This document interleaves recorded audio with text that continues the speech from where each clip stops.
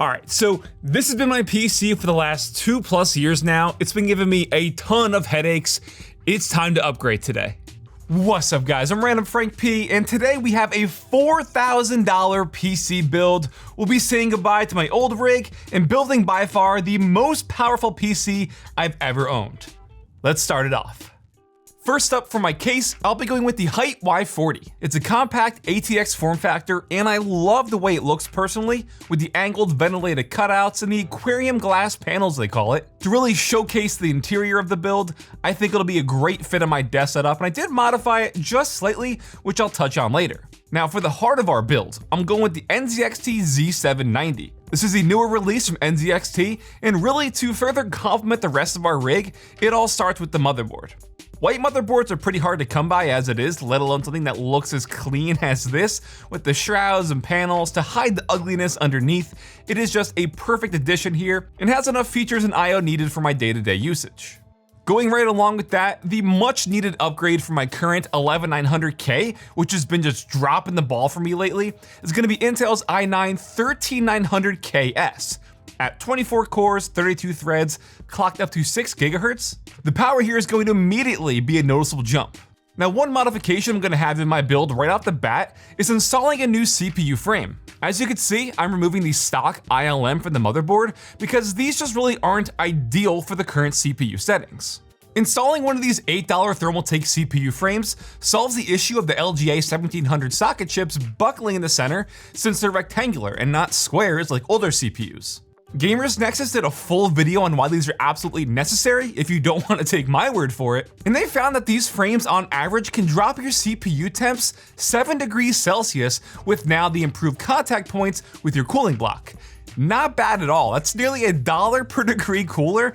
I'd say well worth it. So if you don't fully understand the benefit of a frame, I can give you a little example here. With a rectangular CPU, use your imagination, and the frame applying pressure just on the sides of the chip, what's happening is, over time, the center starts to naturally buckle just because of that side pressure. Now, granted, this is an extreme example, but this is what's happening, but more so on a level of microns. And that just means, over time, less pressure in the middle is gonna cause higher temps. Gamers Nexus did some testing to show the actual surface contact with the stock frame and then the Thermaltake ones. And you can see just the mass gap in the center of the CPUs with the stock ILM, meaning that there's noticeably less contact with your cooler and your CPU. So it's pretty apparent. You can see the frame now provides even pressure along all 4 sides of your CPU. Keeping that cool is gonna be the new NZXT Kraken Elite 360 AIO. In, of course, all white. This is improved in almost every way: better overall performance, decreased pump noise, has a better display, and the 360 support with 3 fans will surely help keep our temps of the CPU manageable. I will, however, be swapping fans from the included NZXT ones to the new Fantex D30. I've used a lot of fans and accessories over the years, and my favorite by far has been the RGB by Fantex. But what really sold me on these D30s is their airflow design. They make these in 2 different models, with a regular and a reverse airflow, so they'll look identical at first, but you'll see the fan orientation is reversed in one. This is so you can have both intake and exhaust fans mounted in the same clean design without that back frame being shown like in your typical exhaust mount. And these are similar to the Leon Lee fans from recent years, where you only need like 1 cable for a cluster of fans, since they all attach via these pogo pin clips that keeps them locked together and linked electronically, so there's less cable clutter overall in your build. It just makes cable management so much easier in the end. And in terms of aesthetics, they also include a bunch of these additional covers that like hide the screws and even have these flush end pieces, so the fans are all just whited out and it looks incredibly clean. Absolutely loving the attention to detail from Fantex. But before that all even goes into the case, let's finish up our motherboard. I'll be adding 128 gigs of Corsair's Vengeance DDR5 RAM at 5200 MHz. These are low profile, all white DIMMs with no RGB. Yes, I said no RGB on our RAM because honestly, it doesn't need it. The all white look I think gives it a cleaner appearance as it is with our Z790 motherboard. This way it'll let the RGB fans inside dictate the internal visuals and the colors as it reflects and bounces off our all white interior anyways. And it saves a few bucks. Now 128 gigs may seem like extreme overkill to most of you, and it would be, but keep in mind as a content creator, this is both my editing and my gaming PC, so between all the programs that I use, 128 gigs is just my sweet spot. But man, oh man, is this looking clean already. Now like I was saying before with the Z790, everything is mostly hidden by the shrouds and panels, and it's done so magnetically. On the bottom where all of our PCIe lanes are located, there's 3 covers, which will hide things like the built-in Wi-Fi module, CMOS battery, and the 3 NVMe slots for our drives. My previous motherboard only allowed 2 PCIes internally, so I'll definitely be taking advantage of that 3rd slot, and Sabrit hooked me up with a 4TB Rocket 4 Plus for my boot drive. Whew! At 7100 megabytes a second read and 6600 write speeds, this will be blazing fast, and 4 terabytes will now allow me to keep all of my most used programs and games on this boot drive, since typically in the past I'd go with a 1 terabyte as my boot drive, but just games nowadays are too big and that adds up too quickly, so this will be more than enough. Also, NVMe drives were dirt cheap on Prime Day, so I picked up a few others to populate those lanes, giving me more space that I'll admittedly know what to do with, but I'd rather have more space than not enough. So when building a PC, it's always easier to do the smaller hardware first, that way you don't have the larger tech inside blocking ports and connectors. So I'll be leaving our GPU for last pretty much, but we can finally begin to bring the build to life and get it assembled inside the Y40. Adding some more D30 fans next to the motherboard as an intake will help pump some fresh air into the PC, with the others being exhaust. And there are ventilated cutouts on the back panel that align right with this spot, so the airflow should be keeping moving pretty nicely. Next up, a little quality of life mod, if you will.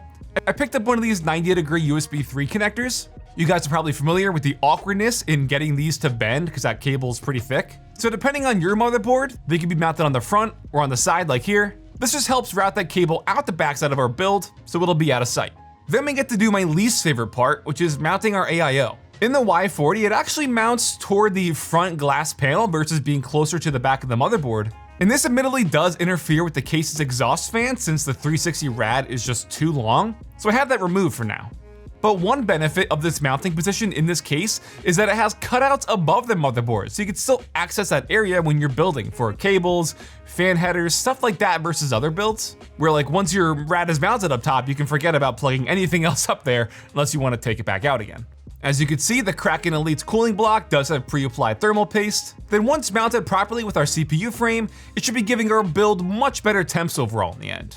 By the way, don't worry, I only use a screwdriver to get the thumb screws mounted first, then I tighten all 4 and the cross pattern manually to avoid, unequal pressure on the sides. And just like that, we're nearly done. Looking super, super clean already. Now I can bust out my beast. The Asus Strix RTX 4090, that is. This is the all-white Strix OC model, and God, this thing is massive. After having a 3080 the last going on 3 years now, this is also going to be a huge performance jump, which pairs with our CPU to hands down give me the most powerful rig I've ever owned. I'll be mounting this vertically with Heights included PCIe 4.0 riser, which is designed very nicely, even though my 4090 will be hiding it and pretty much everything that sits behind it. It's just huge. Something else I picked up to add to the build, especially after all the reports about the cables burning out in the new graphics cards, is this little 90-degree adapter from Cable Mod. This for our GPU prevents bending of the cables, and it also routes the cable out the backside for yet again a cleaner look. Now you don't have to worry about the cables or the connectors bending, and visually it just blends in with the all-white build. Now, interestingly enough, I just got an email like 2 days ago that they're not really making these anymore, or they're making an improved version. But if you don't like the adapter, Cable Mod also makes 90-degree GPU cables. So again, there's just no more bending required. I didn't bother filming it before our PSU. I went with the NZXT C1200 Gold. It's modular, it's gonna give more than enough power for our pretty power-hungry PC. But moment of truth now. Let's get behind the camera, see what we're working with.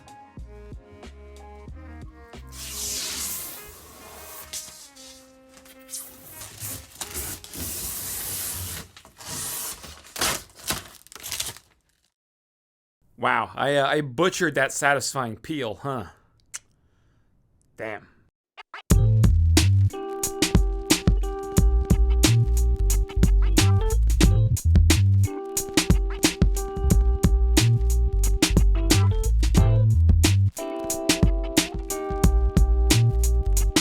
All right, so it's been a few hours. The PC build is all done, and I have to say, one of the easiest builds yet, which is always a good thing. Typically, when I power it on for the first time, I'll have like a fan header that I forgot to plug in, but this was all good to go, and I am loving the way it looks. I touched on it before, but with the two-piece panoramic glass panels, it really gives it a cool look because there's no support really where those two glass panels meet.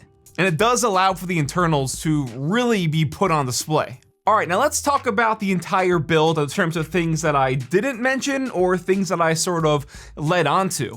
First up, this is their white version, but you might be familiar with the new all white version because this has black internals. They just literally 2 days after I got this case in is when they announced the all white case at Computex, so missed the boat on that one. However, what I did was I added a vinyl wrap to the outside of the PSU shroud on the inside, so the bottom's all white. Then to continue those lines on the inside like we have on the top of the case and on the back panel, I just used an acrylic white marker pen thing. I know I have them around here somewhere, but it's literally just white marker. And since the lines for the ventilation are cut out, I would just, drag the marker across very finely for each one, and it did all the work for me, and it looks pretty damn good. It continues the rest of the aesthetic of the case. I also mentioned before how I'm not using an exhaust fan because the 360 rad is too long where it won't physically let me put another fan in. The radiator is currently installed and it's fully up against the front of the case here, and it runs all the way to the back, leaving just the slightest bit for a fan to fit in.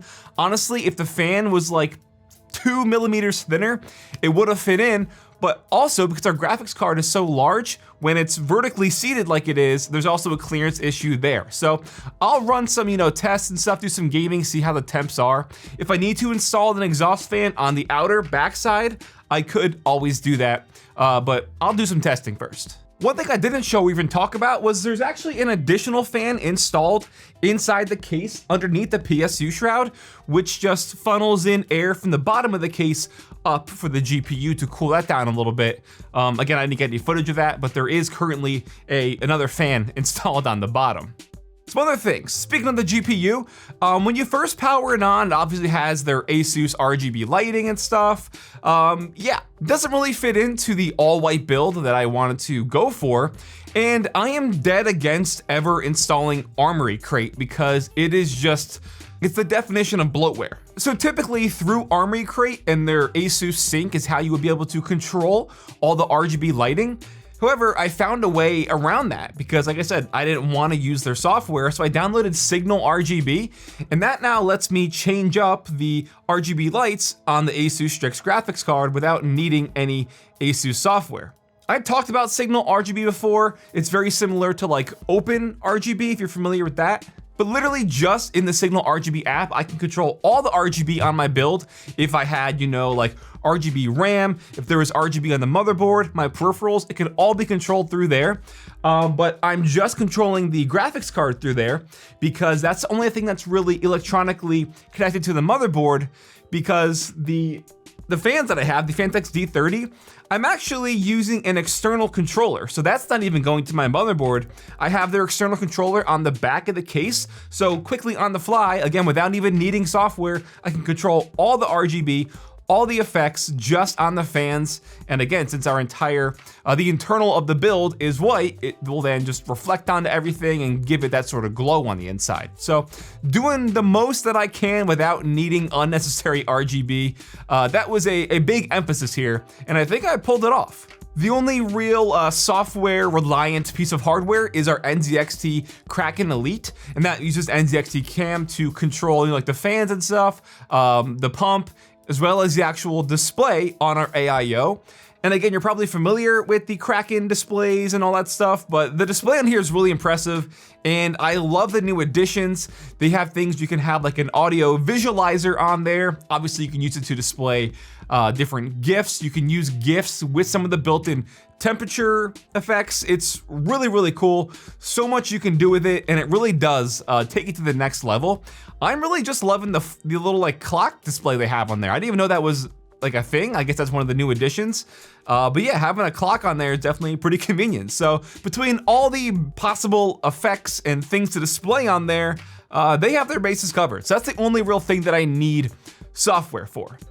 Another thing to touch on is, since our graphics card is so large, you may have picked up on the slightest bit of GPU sag. However, I did remedy that. I was looking all around the studio to find something that I could use to just slightly prop it up a little bit, because there's probably like a 1/2 inch clearance inside. So I wound up finding this little 3D printed like pyramid, which housed a custom keycap that I had sent, and it's the perfect size that fits underneath, and it fits in like just slightly in the little grill there underneath, and it props it up. I really wanted to use this Geodude Pokemon figure that I had. I feel like that would be perfect. It looks the part as well, but it's just too big. It would be propping up the GPU too much if I like crammed it in there, sort of bending in the back where the IO is. I'm trying to think if there's anything else. I don't believe there is. There are some little things that I added, like as you can see, there is a white braided motherboard cable there, the 24-pin cable that I used. I'll put all the hardware and all the stuff that I use for this build in the description down below so you can check it out. I didn't get to download any, games or benchmarking anything yet, because that takes so long, and this day has already been long between filming it, building it, getting everything organized, and I still can't even fully transition everything over. Like, 'cause I have to edit this video on my old PC now, because I have all the plugins, all the stuff for my editing software is over there. So that whole transitional period, getting everything that I need from my old PC onto the new one and set up, it takes some time. So there's no immediate rush right now. All that counts is that it's done. And I do have one last finishing touch to put back on this case, which I haven't had on one of my PCs in a few years.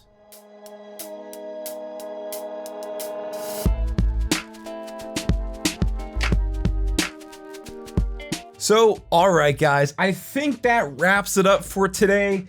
Got the build successfully up and running, loving the way it looks. I do have some other spare hardware that didn't necessarily make it to the build, things that I picked up that were gonna be optional, as well as some of my older hardware that I'll be auctioning off next week on my Whatnot live stream. I'll have a link down below where you could sign up and get $15 off your first purchase. But if you want to bid on some PC hardware for a fraction of the price, I'll definitely see you over on the Whatnot stream. Again, sign up link in the description down below. But yeah, another successful build. Definitely happy with this. I love the aesthetics of this build. This guy, definitely a nice one. So that'll wrap it up. I'll put all the hardware and stuff that I use for this build in the description down below so you can check it out more. Starting to lose my voice. It's been a long day, but yeah. I'm Random Frank P. Hope you enjoyed. Have a good day.